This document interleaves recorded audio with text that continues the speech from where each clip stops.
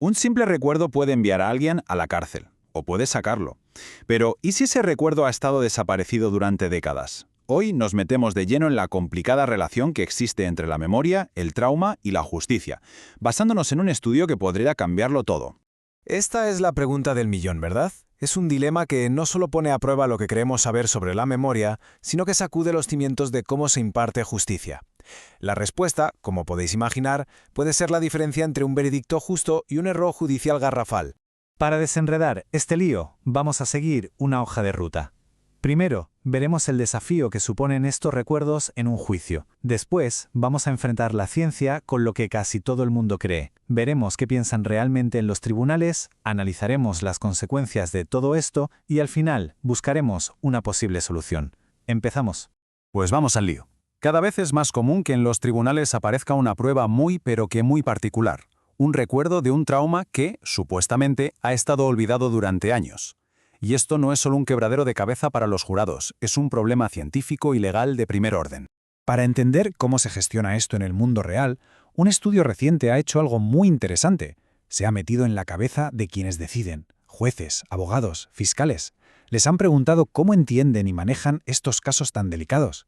Y los resultados, ya os lo adelanto, son sorprendentes. Y aquí llegamos al meollo de la cuestión, al choque de trenes. Por un lado tenemos las ideas que todos hemos oído 1000 veces, en películas o en la calle, sobre cómo funciona la memoria ante un trauma. Y por otro, lo que la ciencia, la psicología cognitiva nos dice de verdad, y a menudo no tienen nada que ver. Primero, el concepto que seguro que suena, la memoria reprimida. Es esta idea tan extendida de que nuestra mente, para protegernos, entierra los recuerdos más dolorosos en un cajón bajo llave, y que años después pueden salir a la luz intactos. Y por otro lado, tenemos la amnesia disociativa. Ojo, que no es lo mismo. Este es un término clínico reconocido que habla de una incapacidad para recordar información personal importante después de un trauma. La diferencia es sutil pero clave. La represión suena a un entierro activo, mientras que la amnesia es más como una laguna, un hueco en la memoria. Pero al final, ambos conceptos nos llevan al mismo problema en un juicio, un recuerdo al que no se ha podido acceder.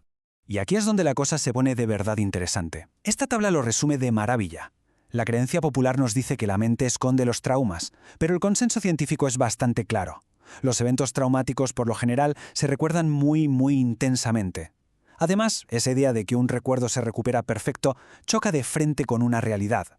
Los recuerdos son maleables, se pueden distorsionar, sobre todo por su gestión. Sabiendo esto, la pregunta es obvia. ¿Qué es lo que se cree de verdad en los juzgados? Entre la gente que imparte justicia. Pues el estudio fue directo a eso, preguntando a 77 profesionales del derecho. Y no preguntaron a cualquiera. Como se ve en el gráfico, casi la mitad eran jueces, o sea, los que tienen la última palabra. Y junto a ellos un buen número de abogados y fiscales. Esto significa que sus respuestas nos dan una foto muy fiel de cómo piensa el sistema judicial sobre este tema ahora mismo. Y ahora, preparaos. Aquí viene el dato más impactante del estudio. Un abrumador 86% de estos profesionales creía en la idea, que la ciencia cuestiona mucho, de que la memoria puede bloquear por sí sola los recuerdos de un trauma. Un 86%. Pero esperad, que hay más. Este gráfico nos da una imagen más completa.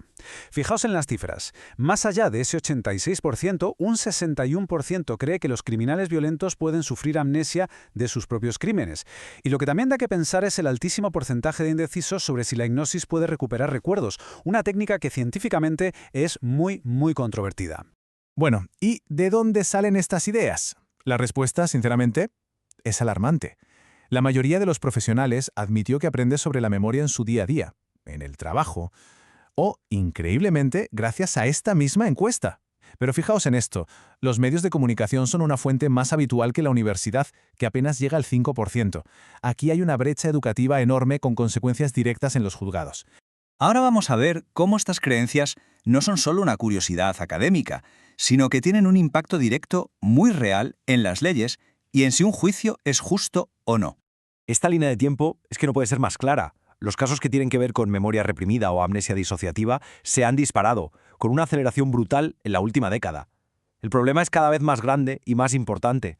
Y esta es una de las consecuencias legales más serias de esa brecha de conocimiento. Un 85% de los encuestados cree que un recuerdo recuperado es fiable sin importar el tiempo que haya pasado. Esta idea, que choca con lo que nos dice la ciencia sobre cómo cambia la memoria, ya ha provocado que países como Francia o Bélgica cambien sus leyes para ampliar o incluso eliminar los plazos de prescripción de algunos delitos. Al final, todo se resume en esta tensión, en este tira y afloja. Por un lado está el objetivo, totalmente legítimo, de proteger a las víctimas, de darles más tiempo para denunciar. Pero por otro está el riesgo enorme de basar un juicio en pruebas que el tiempo ha podido deformar, lo que pone en peligro el derecho a una defensa justa.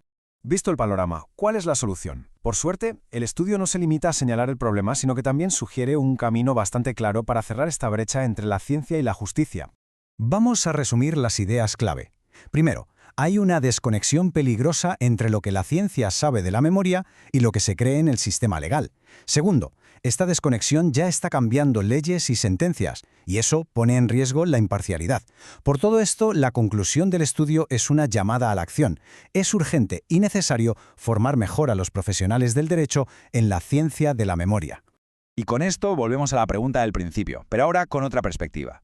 Si la prueba principal de un juicio es algo tan frágil, tan complejo como un recuerdo humano, ¿cómo podemos estar seguros de que se está haciendo justicia de verdad? Es el equilibrio delicado que los tribunales tienen que encontrar cada día. Gracias por habernos acompañado.